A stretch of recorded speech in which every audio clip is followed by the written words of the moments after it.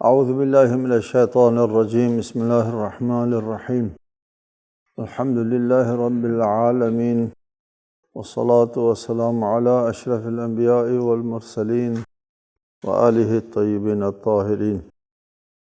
اعوذ باللہ من الشیطان الرجیم وقال الملک ائتونی بہ استخلصہ لنفسی فلما کلمہ قال انک اليوم لدینا مکین امین۔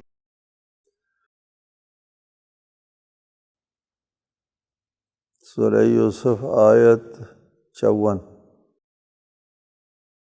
اور بادشاہ نے کہا اسے میرے پاس لے آؤ، میں اسے خاص طور سے اپنے لیے رکھوں گا۔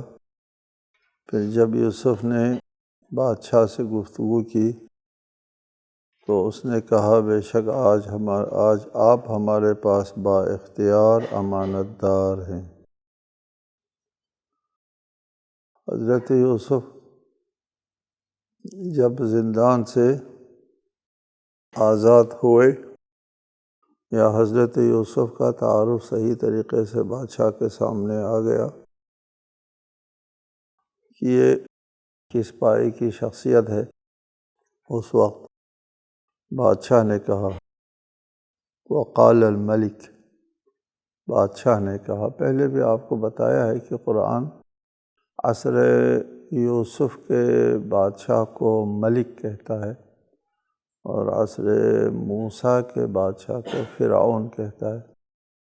فرعون جس طرح ملک جو ہے وہ بادشاہوں کا نام ہوتا ہے، اسی طرح فراعنہ سلسلے بادشاہان مصر کا نام ہوتا ہے، اور قیاصرہ سلسلے بادشاہان ترک کا نام ہوتا ہے، ساسان بادشاہ ایران کا نام ہوتا ہے، سلسلے بادشاہ ہے۔ تو قرآن اس کو ملک کہتا ہے، بادشاہ کہتا ہے۔ اور ہم آئندہ گفتگو کریں گے کہ یہ بادشاہ، کچھ لوگوں نے کہا کہ یہ عرب تھے، عربوں کی حکومت تھی مصر پر اس زمانے میں، اور یہ مقامی بادشاہ نہیں تھا۔ بہرحال اس بادشاہ نے کہا خواہ مقامی ہو یا عرب ہو، یہ ایک تاریخی بات ہے، قرآن جو ہے اس سلسلے میں تفصیل نہیں دیتا، صرف یہی اشارہ ہے کہ قرآن نے اس کو ملک کہا ہے اور عصر موسیٰ کے بادشاہ کو فرعون کہا ہے۔ وقال الملک ائتونی بہ، کہا اس آدمی کو میرے پاس لے آؤ، استخلصہ لنفسی، کہ میں اسے اپنے لیے خاص طور پر میرے لیے خاص طور پر میں اسے رکھوں۔ چنانچہ اس کو زندان سے آزاد کرا کر کے بادشاہ کے سامنے لے آیا جاتا ہے۔ بادشاہ سے جب ان کی فلما کلمہ، جب ان سے بات چیت ہو گئی، تعارف اب تک پہلے غائبانہ تھا، اس خواب کے ذریعے ان کا تعارف ہوا، اور اس خواب کے ذریعے انہوں نے اپنی معلومات اور اپنی فہم و فراست کا وہ تعارف کرا دیا، اور اب تو بالمشافہہ بادشاہ سے حضرت یوسف کی گفتگو ہوتی ہے۔ جب بادشاہ سے پہلے باہمی ملاقات سے پہلے کہا تھا استخلصہ لنفسی، میں خاص طور پر مشیر خاص بنا کے رکھوں گا اس کو، استخلصہ خصوصی مشیر خاص بنا کر کے رکھوں گا۔ اور جب بات ہوئی حضرت یوسف کے ساتھ، گفتگو ہوئی اور صحیح حضرت یوسف کی شخصیت کا تعارف ہوا، تو یہ تعبیر نہیں ہے، استخلصہ لنفسی کی تعبیر بدل جاتی ہے، ان کا موقف بدل جاتا ہے۔ کیا کہا؟ پہلے کہا تھا استخلصہ لنفسی، اور فلما کلمہ گفتگو ہوئی تو گفتگو کے بعد کہا انک اليوم لدینا مکین امین۔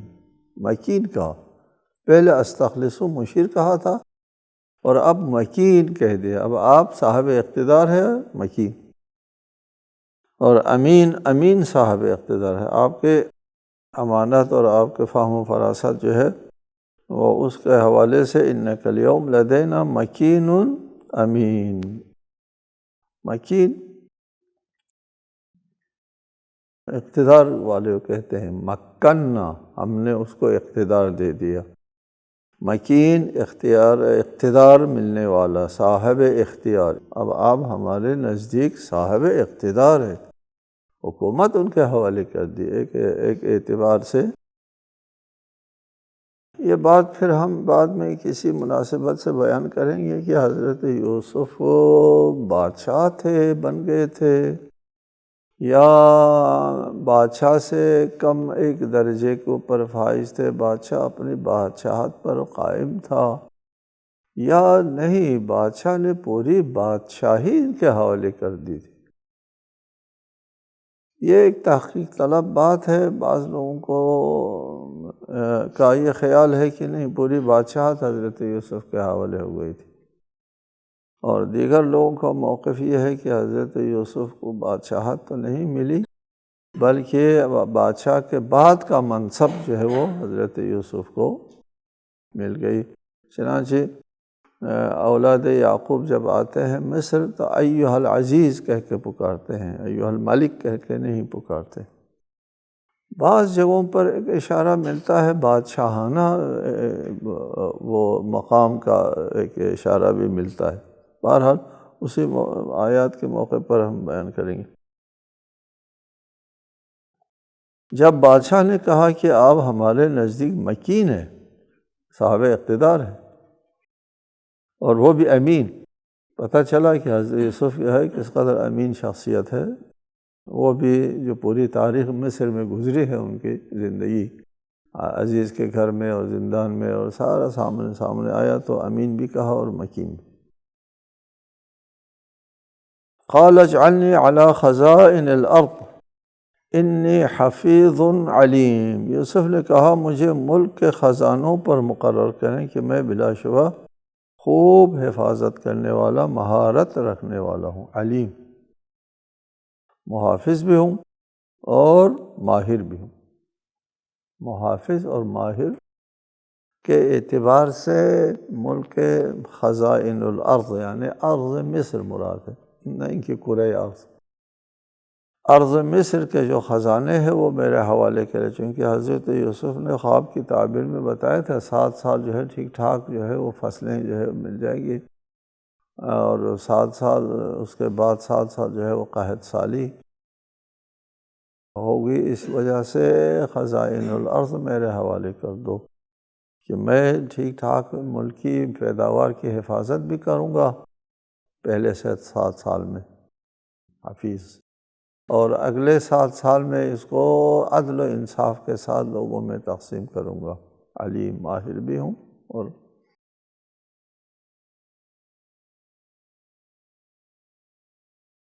یہاں پر ایک سوال اٹھایا جاتا ہے کہ حضرت یوسف ایک نبی ہے، پیغمبر ہے، پیغمبر ہونے کے باوجود کیسے درخواست کی ایک بت پرست بادشاہ سے کہ مجھے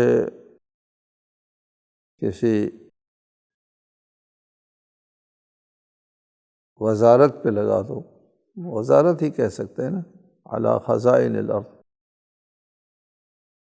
وزیر خزانہ بناؤ مجھے، اجعلنی علی خزائن الارض، کیسے یہ درخواست کر سکتے ہیں؟ ایک نبی ایک مشرک بادشاہ سے یہ کہے کہ مجھے یہ منصب دے دو، فلاں منصب دے دو، مجھے یہاں رکھو، ادھر رکھو، یہ کیسے کر سکتا ہے؟ جواب یہ ہے کہ اگر حضرت یوسف نبی ہیں، ٹھیک ہے، آپ پہلے یہ فیصلہ کر لیں کہ حضرت یوسف آپ کے نزدیک نبی ہے یا نبی نہیں ہے۔ جی آپ کہیں گے جی نبی تو ہے، نبی ہے، قرآن کی صراحت موجود ہے کہ اس پر وحی نازل ہوئی تھی جب وہ زندان اس میں تھے، کنویں کے تہہ میں پڑے ہوئے تھے، نبی ہے۔ پھر نبی کے بارے میں آپ سوال پیدا نہ کریں کہ یہ کیسے ہوا، کیوں ہوا، وہ بہتر جانتے ہیں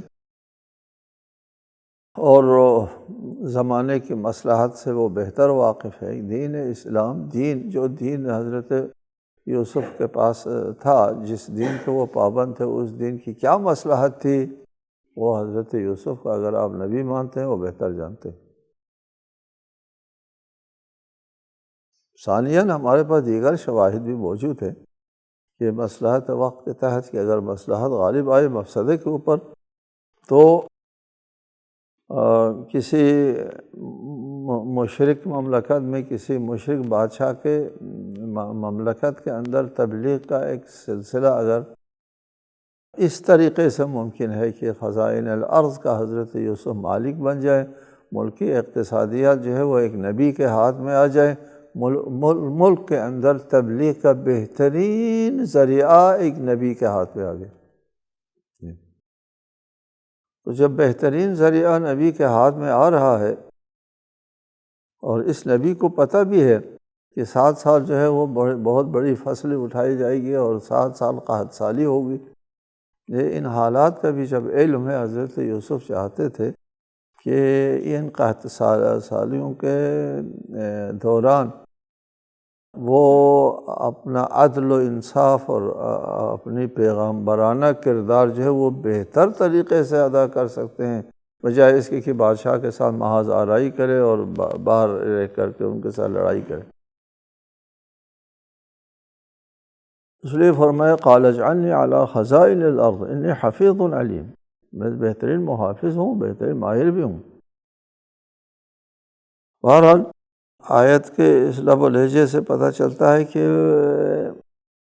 مصر کے بادشاہ نے قبول کر لیا اور وہ ان کے حوالے ہو گئے۔ خزائن الارض حضرت یوسف کے حوالے ہو گیا، چنانچہ انہوں نے اپنے ملکی زراعت کے بارے میں جو نظام سسٹم بنانا تھا، سسٹم بنایا۔ وہ پہلے کہا تھا فما حصدتم، جو کچھ تم فصل کاٹو گے فذروہ فی سنبلہ، پہلے 7 سالوں میں اس کو اپنے ہی خوشے کے اندر محفوظ رکھو۔ تو یقیناً انہوں نے خود دوسروں کو نصیحت کر رہے ہیں تو خود ایسا ہی کیا ہوگا، خوشوں کے اندر خزانہ کیا، محفوظ کیا، ذخیرہ کیا۔ اور ملکی جو اقتصاد جس شخصیت کے ہاتھ میں ہوگا اور اس ملک کے تمام اختیارات جو ہے وہ تقریباً ان کے ہاتھ میں ہوا کرتا ہے۔ وَكَذَلِكَ مَكَّنَّا لِيُوسُفَ فِي الْأَرْضِ، اس طرح ہم نے یوسف کو زمین میں، فی الارض یعنی ارض مصر میں، مکننا، ہم نے ان کو اقتدار دیا۔ اوپر بادشاہ نے کہا تھا اِنَّكَ الْيَوْمَ لَدَيْنَا مَكِينٌ، جی صاحب اقتدار ہیں آپ، اور یہاں فرمایا مکننا، ہم نے اقتدار دیا یوسف کو، فی الارض، ارض مصر کا اقتدار یوسف کے حوالے کر دیا۔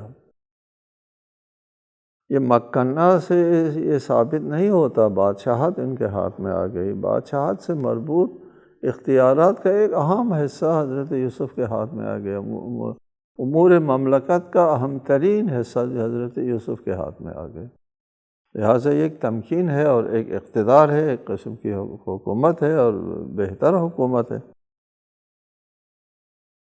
وَكَذَلِكَ مَكَّنَّا لِيُوسُفَ فِي الْأَرْضِ يَتَبَوَّأُ مِنْهَا حَيْثُ يَشَاءُ، وہ جہاں چاہیں اپنا مسکن بنا لے، زندان کی طرح نہیں ہے، بند نہیں ہے، قید میں نہیں ہے، اب تو صاحب اقتدار ہے، وہ جس قصر میں رہنا چاہتے ہیں، جس محلات میں رہنا چاہتے ہیں، جس گھر میں رہنا چاہتے ہیں، وہ جہاں اپنی رہائش بنانا چاہتے ہیں، دریائے نیل کے کنارے پہ محل بنانا چاہتے ہیں، جہاں چاہتے تھے حضرت یوسف اپنا مسکن بنا لیتے تھے۔ حکومت اقتدار جب ہاتھ میں آ جاتا ہے تو اقتدار کا ایک نتیجہ یہ ہے کہ یتبوأ منہا حیث یشاء، یتبوأ من حیث یشاء جو ہے یہ اہل جنت کے لیے بھی یہ لفظ بہت سی جگہوں پر استعمال ہوئے کہ جنت والے جو ہے وہ جنت میں جہاں چاہیں اپنا مسکن بنا سکیں گے۔ نصیب برحمتنا من نشاء، ہم جسے چاہتے ہیں اپنی رحمت سے نوازتے ہیں۔ ولا نضيع اجر المحسنین، نصیب و ہم نوازتے ہیں برحمتنا، اپنے رحمت سے، ہر ایک کو نہیں، من نشاء جس کو ہم چاہتے ہیں۔ ہم آپ کو بتاتے رہتے ہیں ہمیشہ کہ اللہ اپنی مشیت کے مطابق رحمتوں کو بانٹتا ہے، مشیت کے مطابق، اور اللہ کی مشیت جو ہے وہ حکمت و مصلحت سے لبریز ہوا کرتی ہیں۔ اللہ تعالیٰ کی مشیت اندھی بانٹ نہیں ہے، اہل کو اللہ تعالیٰ رحمت دیتا ہے۔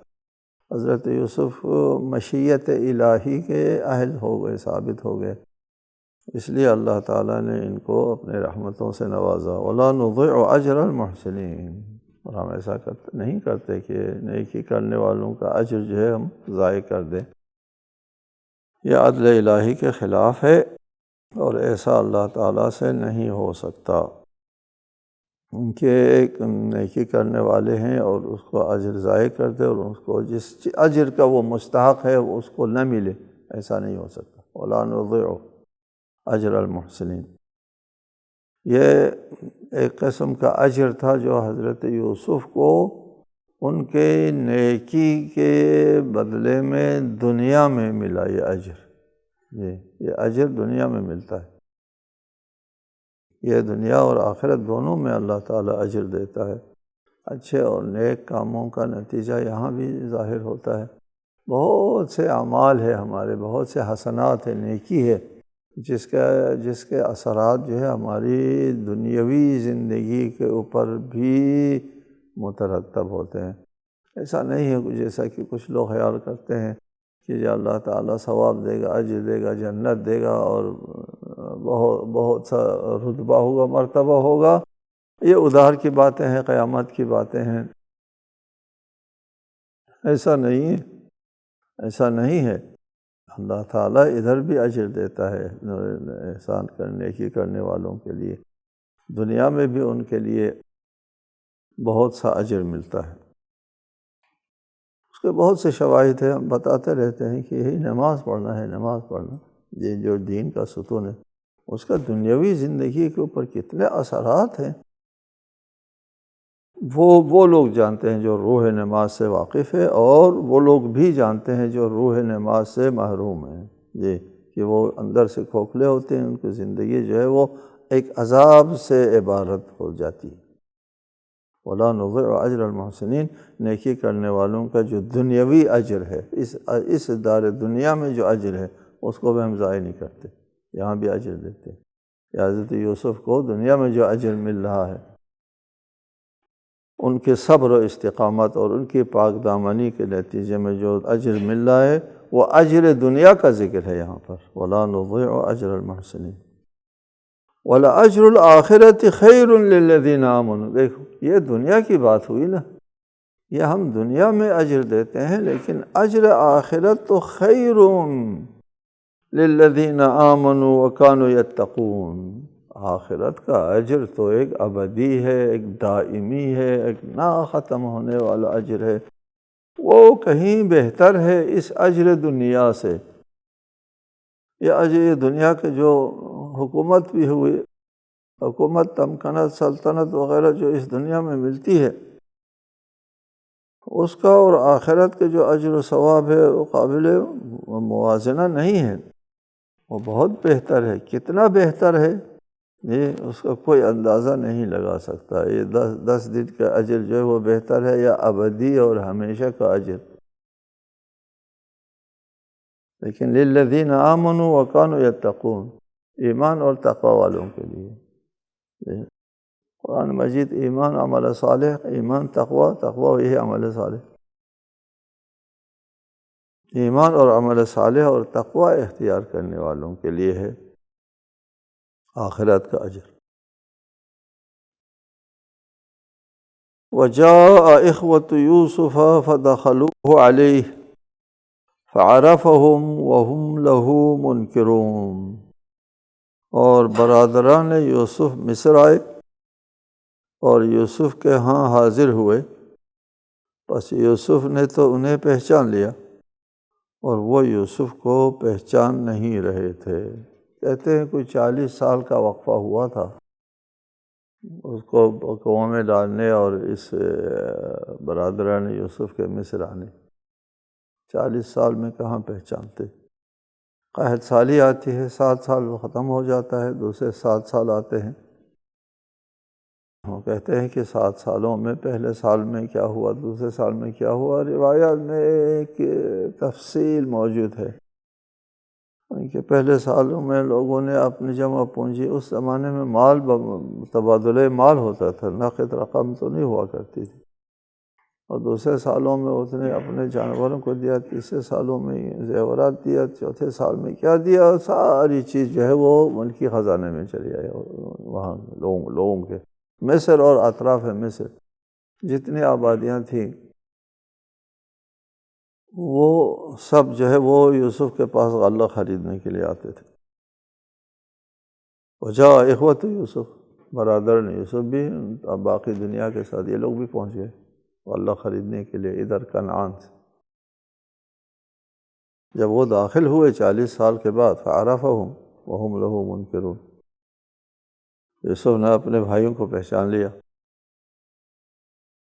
اور بھائیوں نے تو یوسف کو نہیں پہچاننا تھا۔ اول تو 40 سال کا فاصلہ ہے بقول روایت کے، ثانیاً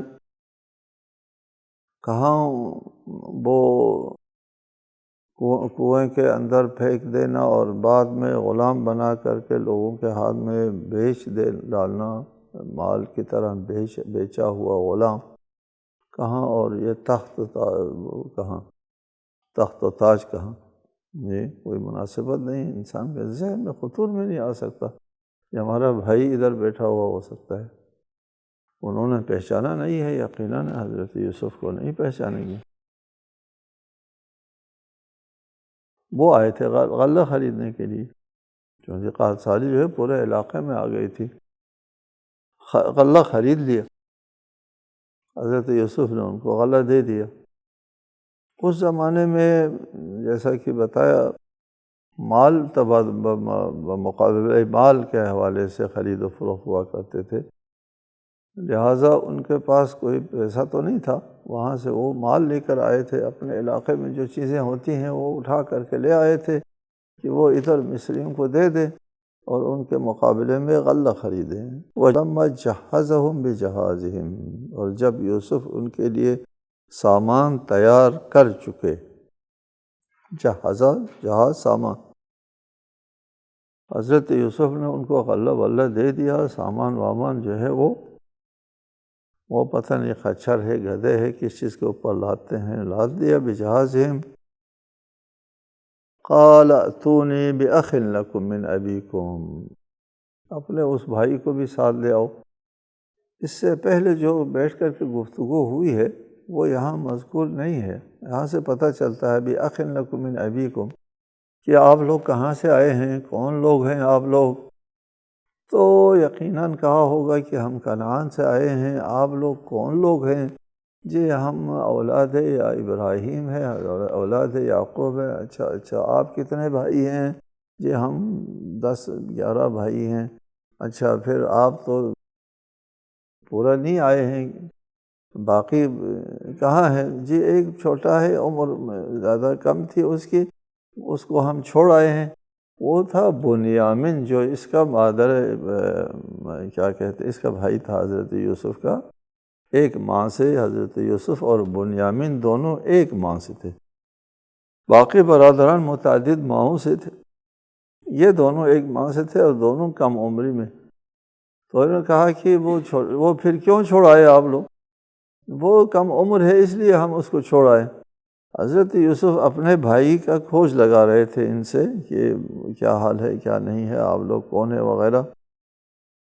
تو سامان ٹھیک ٹھاک ان کو دے دیا، اور دینے کے بعد کہا کہ آئندہ آپ لوگوں کو غلہ نہیں ملے گا، جی آئندہ غلہ نہیں ملے گا، جی ایک شرط ہے، وہ شرط یہ ہے کہ وہ چھوٹا بھائی جو چھوڑ آئے نا آپ لوگ، اس کو ساتھ لے آؤ۔ اپنے بھائی کو بلانا چاہتے تھے، وہ چھوٹا بھائی جو چھوڑ آئے ہیں اس کو ساتھ لے آؤ، تو ہم پھر غلہ دیں گے، ورنہ آئندہ ہم آپ کو غلہ بالکل نہیں دیں گے۔ وَلَمَّا جَهَّزَهُمْ بِجَهَازِهِمْ، جب سامان وامان ان کا تیار کر لیا،